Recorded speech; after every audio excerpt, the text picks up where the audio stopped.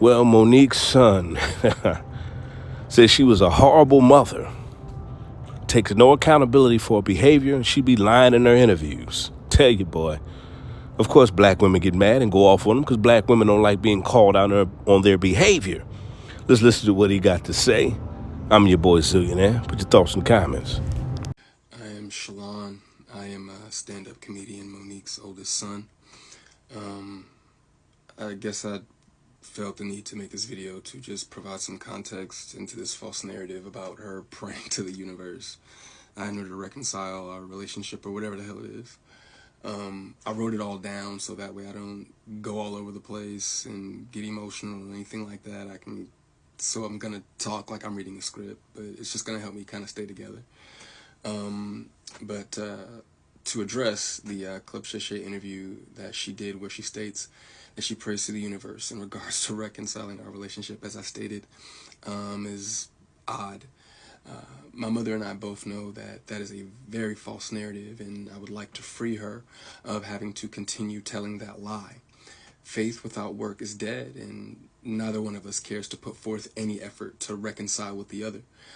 We are separate, as she put it, because she doesn't care to be my mother any more than I care to be her son. Neither one of us has had the desire to reach out to the other in a very long time, and I don't think that either of us anticipates that feeling ever returning. Speaking with my mother directly, in my experience, will either lead to some odd newfound moment of clarity in regards to how she was as my mother, or she retreats back to daddy to move forward with a conversation. And I'm tired of hearing my mother's truths. Newsflash, I'm not sure if people know, but standing in your truth doesn't make you noble. I'm not sure if people are aware of that. But responding this way, I feel as though it allows me to say my piece uninterrupted. To those wondering, well, why say something now? Call it a form of therapy for me, I suppose. But when her daddy had intentionally stated that they have 3 sons, but his wife is on the internet talking about the 4th son in a video that has millions of views, that rubbed me the wrong way. But anyway, to inform a child that you are not interested in being a mother at a time when that kid is the only kid that has the potential to lead a child to believe that you are not interested in them specifically. But to take it a step further, you also admit, my mother had also admitted to me that she didn't do the best job that she could do, which would also make one begin to question, all of your past decisions and prior emotional interactions. But to be completely honest and fair, those were things that I was willing to get over. Nobody's perfect, we're all human. But my mother showed a clear lack of humility, compassion, and consideration when taking any level of accountability for those things.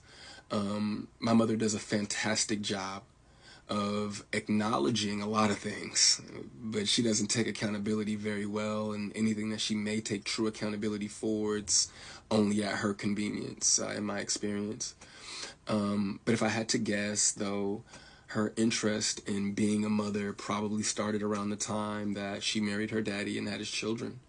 But that interest, obviously seemed one-sided, and as it should have been. By that time, I'm in my late teens, so to some degree, the the neglect becomes easier to hide or validate, I guess you could say. There are now 2 baby boys in the house, that require attention. But still, during that time, however, I still watched her enjoy the love and admiration of total strangers more than my own. To this very day, my mother has never expressed to me when, if ever, she became interested in me as her son. That did lead me down a path of questioning my self-worth and struggling to understand the value of a mother in a child's life. In the interview, she also states that she gave me an apology. But an apology to a son from a mother that consciously showed no interest in him holds no weight. There are still women to this day that my mother will give credit to for being more of a mother to me than she ever could. Her assistant, my cousin, being one of them. Every time, though, that my mother would state that she was right here whenever I was ready, that ideology still blows my mind today, that a person could openly admit to being an uninterested, not put my best foot forward type of parent and be so self-centered that they still express to the kid, you have to come to me when you're ready. You got to come to me for us to make this right. Okay. But I'm not sure what my mother could possibly think that she has shown me in the past or have for me now that's not money, goodness gracious, that would make me want to come to her or whatever those feelings were supposed to be. A mother is supposed to be the first woman that a boy falls in love with.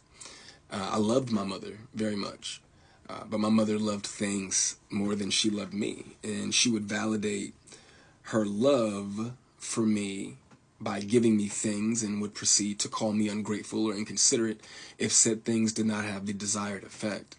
I couldn't imagine what it's like to be her, though, to ask God for what you want, and then he gives you what you need, though, only for you to ignore it and have the audacity to ask God for something else.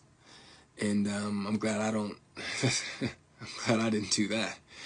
And when he told you no, you went to the universe instead. By no means, though, do I want to give off any type of an impression that I am a victim of anything. That's not the case. As you can see, I'm smiling from ear to ear. I'm alive. I'm happy. I'm a dad. I'm healthy, I think. I drink a lot of water. I'm getting over a cold now. I still have my days just like everybody else. And, there were a few things that she did teach me along the way. I did learn how not to love from my mother.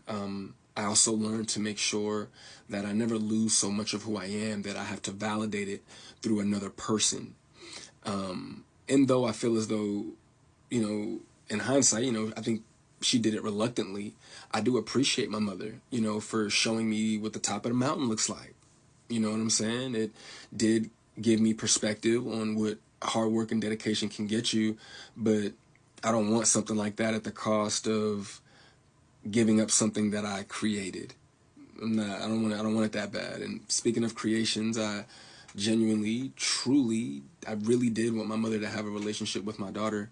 I even fought through those intrusive thoughts that were, if she wasn't interested in you, what makes you think she's going to be interested in your kid?